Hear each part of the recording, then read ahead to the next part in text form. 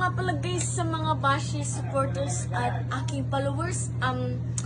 For today's video is papatunayan po natin talaga na legit ang aming ref dryer. At siya guys, oh. Talagang natuyo na nga guys. Ayan, oh. So, pagkatapos naman yan guys, papalitan na natin siya. Yan guys, oh. Talagang tuyong-tuyo siya, oh. Ayan, papalitan na natin siya. Ang ano man pala guys, dagdag kalaman lang dito sa ref namin. Siguro mga nasa ano to, mga ano to matutuyo. Bali, 1, 2, 3, oo nga. After ano siguro 25 years, kasi inayos na siya guys.